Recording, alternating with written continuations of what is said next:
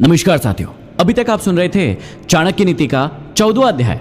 अब हम आगे बढ़ रहे हैं 15वें अध्याय की ओर। शुरुआत में श्री चाणक्य कहते हैं कि जिसका हृदय सभी प्राणियों पर दया करने हेतु द्रवित हो उठता है, उसे ज्ञान, मोक्ष, जटा और भस्म लगाने की क्या जरूरत है। भाव यह है कि हमें सभी प्राणियों पर दया करनी चाहिए, उनसे स्नेह करना चाहिए। जो ऐसा करता है उसका स्थान परमात्मा के समकक्ष हो जाता है। जो गुरु एक ही अक्षर अपने शिष्य को पढ़ा देता है, उसके लिए इस पृथ्वी पर कोई अन्य चीज ऐसी महत्वपूर्ण नहीं है जिसे वह गुरु को देकर उसका ऋण उतार सके। आगे कहते हैं कि दुष्टों और कांटों से बचने के दो ही उपाय हैं, जूतों से उन्हें कुचल डालना और उनसे दूर रहना। भाव यह है कि दुष्ट और कांटे सदैव कष्ट पहुंचाने वाले होते हैं, इनसे बचकर रहना ही ठीक है। यदि इनका सामना हो जाए तो इन्हें जूतों से कुचल डालना चाहिए। आगे समझाते हैं कि गंदे वस्त्र धारण करने वाले, दांतों पर मैल जमाए रखने वाले, अत्यधिक भोजन करने वाले, कठोर वचन बोलने वाले, सूर्योदय से सूर्यास्त तक सोने वाले, चाहे वह साक्षात विष्णु ही क्यों न हो, लक्ष्मी भी उन्हें त्याग देती है। ऐसे व्यक्ति जो आलसी, कामचोर, पेटू, क्रोधी और निकम्मे होते हैं, ऐसे लोगों के पास धन संपत्ति कभी भी नहीं आती। यदि आती भी है तो शीघ्र ही नष्ट हो जाती है। परंतु जो व्यक्ति स्वच्छ रहेगा, कर्मठ होगा, वही धन को जुटाने में कामयाब होगा। निर्धन होने पर मनुष्य को उसके मित्र, स्त्री, नौकर और हितैषी जन छोड़कर चले जाते हैं, परंतु पुनः धन आने पर फिर से उसी का आश्रय लेते हैं। इसका भाव यह है कि आदमी के जीवन में धन का बड़ा महत्व है। धन ही भाई है, धन ही मित्र है और धन ही स्त्री है। आगे कहते हैं कि अन्याय से उपार्जित किया गया धन 10 वर्ष तक चलता है, 11वें वर्ष के आते ही जड़ सहित नष्ट हो जाता है। इसलिए अन्यायपूर्वक धन कमाने के लिए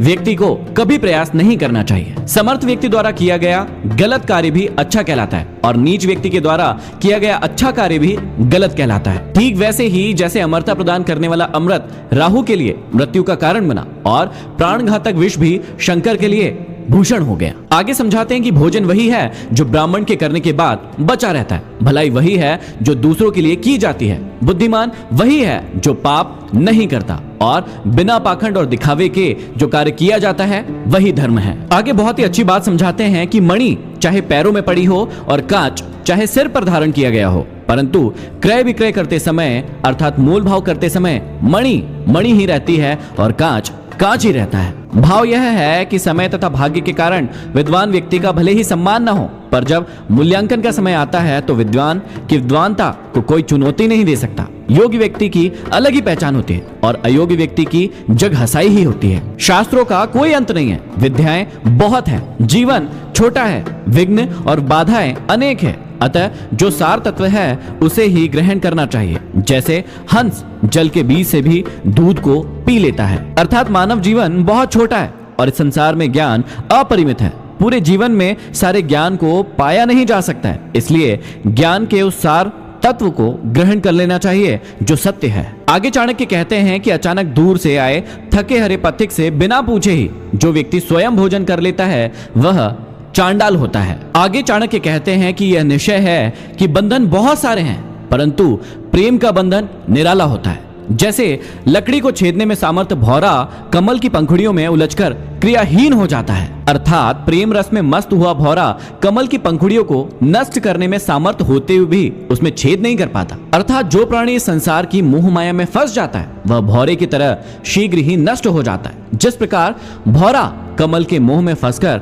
उसकी पंखुड़ियों में कैद होकर अपना जीवन गवा देता है। चंदन का कटा हुआ वृक्ष भी सुगंध नहीं छोड़ता, बूढ़ा होने पर भी गजराज क्रीड़ा नहीं छोड़ता, ईख कोल्हू से पिसने के बाद भी अपनी मिठास नहीं छोड़ता और कुलीन व्यक्ति दरिद्र होने पर भी सुशील और गुणों को नहीं छोड़ता। भाव यह है कि जन्म से ही जो शाश्वत गुण मनुष्य को प्राप्त होते हैं वे अंत तक साथ नहीं छोड़ते। यहाँ पर समाप्ति होती है 15 अध्याय की। अब हम बढ़ते हैं 16वें अध्याय की ओर।